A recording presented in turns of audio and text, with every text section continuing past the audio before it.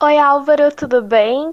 Primeiramente, muito obrigada por me convidar para falar no teu programa Zona de Turbulência, na Rádio Litoral Fox. Eu sou Bruna Ortiz, psicóloga de Porto Alegre, e eu vou estar falando com você sobre depressão na adolescência. E para a gente começar, eu acho importante situar você sobre o que é a depressão. A depressão é uma doença grave e ela não está relacionada apenas com um sentimento grande de tristeza, né? A gente popularmente fala muitas vezes que está deprimido, quando na realidade a gente está chateado ou triste ou frustrado, né? A depressão ela é muito mais do que isso, é um quadro clínico que deve ser olhado com muito cuidado. Muitas pessoas acreditam que a depressão é uma doença exclusiva de adultos, mas na realidade, não. Jovens e crianças também podem vir a ter depressão. Isso é importante a gente saber, né? A gente tem visto que tem aumentado muito o número de adolescentes deprimidos, que muitas vezes acabam se automutilando. Isso é assunto para um próximo tema, né? Então, a passagem da infância para a adolescência, ela traz muitas mudanças físicas, cognitivas, psicossociais, e no meio de tantas e intensas mudanças, os adolescentes precisam buscar, durante essa fase, responder e ressignificar questões cruciais, tais como a estruturação final da sua personalidade, com a escolha de valores que nem sempre serão os mesmos da sua família, o desenvolvimento sadio e satisfatório de uma identidade sexual e, por fim, a escolha de sua ocupação. O que esse jovem vai fazer da vida e de que forma ele vai servir à sociedade. E, por fim, além de tudo isso, eles ainda têm que lidar com enormes pressões sociais, né? Logo que o adolescente entra no ensino médio, ele já começa a ser cobrado e pressionado por todos os lados, falando sobre concurso público, questões preparatórias, vestibular, nesse momento que ele está se descobrindo quem ele realmente é, né? E aí a gente acaba colocando uma pressão excessiva que ele já tem que pensar no vestibular ou num concurso público e a gente não dá nem tempo dele pensar em quem ele realmente é, né? Como se ele só fosse se tornar alguém após esse processo de estar no vestibular e escolher uma profissão. A profissão é uma parte da vida dele, não é o todo. É muito importante a gente prestar atenção nisso. Que tipo de pressão a gente coloca em cima dos ombros dos nossos jovens? Então quer dizer que é normal ter depressão na adolescência, né? Tendo em vista todas essas questões comportamentais, emocionais e de mudanças? Não. Existe um tipo de depressão, entre aspas, típica da adolescência, mas que não necessariamente tem a gravidade de um quadro depressivo como uma doença ou transtorno mental. A depressão é quando o humor de uma pessoa torna-se continuamente negativo, passando a causar prejuízo em vários aspectos da vida. Diagnosticar a depressão é complexo e muito diferente do que estar para baixo ou triste, que são estados emocionais passageiros e que fazem parte da vida, como eu tinha falado no início, né? A gente costuma confundir muito o estado de chateação, irritação, frustração com a depressão. E depressão não, depressão é uma doença, né, que a gente precisa estudar, prestar atenção e diagnosticar adequadamente, né? E a depressão é muito comum, sim. A depressão é um transtorno comum, recorrente, ele pode vir e voltar em várias fases da vida, em vários momentos da vida, né? E pode acontecer em qualquer etapa da vida. Crianças muito jovens já podem ter a depressão. E o que causa a depressão?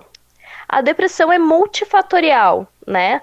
Tem a ver com a genética, situações estressantes, perdas, traumas, bullying, violência, tanto física, emocional como sexual.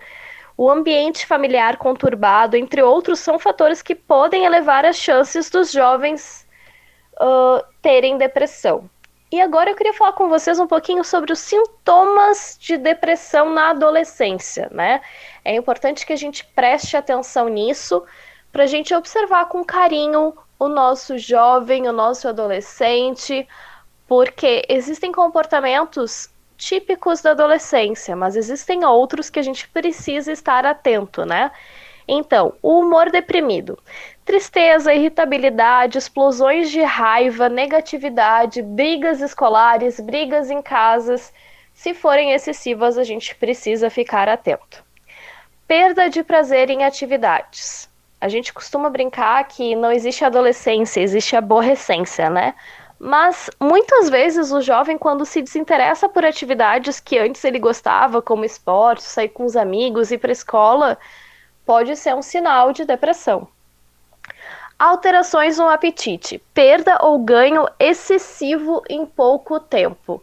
A gente sabe que conforme o nosso corpo vai mudando, vai crescendo, né, que a adolescência é o processo de fazer-se grande, o nosso corpo vai mudando, a gente vai ficando às vezes com mais fome ou menos fome, mas quando isso acontece num curto espaço de tempo, é importante a gente estar atento. Alteração no sono. Insônia, sonolência na escola, pesadelos, sonambulismo são sintomas que podem estar relacionados à depressão na adolescência. Alteração na atividade psicomotora, aquele adolescente que começa do nada a ficar muito agitado ou muito mais lento, muito mais devagar, né? Diminuição da energia. Queixa de cansaço, falta de energia, passar muito tempo deitado. Não é preguiça, a gente precisa estar atento. Tem uma diferença muito grande entre preguiça e falta de energia, né? De sentimentos de desvalia e culpa excessivos.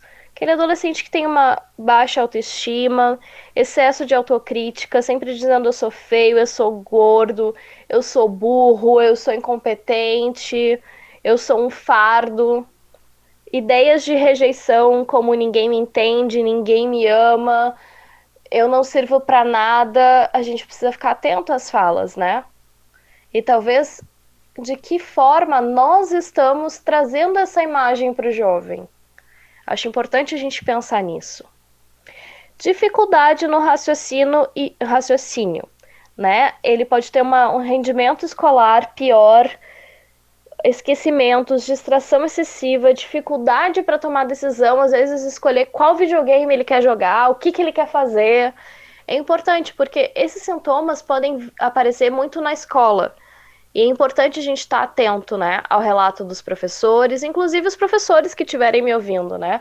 Às vezes aquele aluno, ele era mediano ou com uma nota alta e começa a ter uma piora significativa no rendimento escolar. O que será que está acontecendo com ele? Será que não é importante a gente chamar para conversar antes de criticar, apontar o dedo e mandar ele estudar mais, né? E outra coisa que é importante a gente falar, gente, pensamentos de morte. Quando os adolescentes começam a ter pensamentos sobre morte, começar a dizer que eu queria dormir, não queria acordar mais, que eu deveria assumir, que eu sou um fardo, comportamentos autolesivos, como, por exemplo, se cortar, se machucar. Muitas vezes esses jovens dizem que eles fazem isso para aliviar a dor interna, né? Para se sentirem vivos de novo. E o que eu penso que seja mais importante falar para vocês hoje? Que a depressão é um assunto sério, é um assunto grave, importante, e a gente precisa estar atento. É importante que nós, adultos, a gente consiga observar os nossos filhos, estudantes, pacientes com muito amor e carinho e respeito. Porque ninguém sabe qual o tamanho da dor do outro. O que dói só um pouquinho em mim, para aquela pessoa ali na frente pode doer muito e ser muito dolorido. E o que a gente faz quando a gente desconfia que algum adolescente esteja com depressão? A gente precisa encaminhar ele para um especialista, psicólogo ou um pediatra específico que vai trabalhar com adolescentes, né?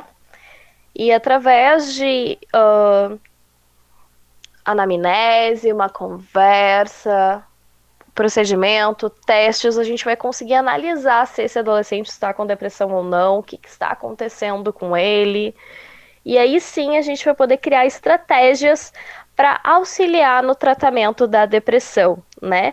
Quais seriam as estratégicas básicas? Seriam aquelas estratégias que ajudam a maioria das pessoas, independente do tipo de transtorno mental que elas apresentem, que isso inclui uma psicoeducação, explicar para essas pessoas o que ela tem, como funciona, né?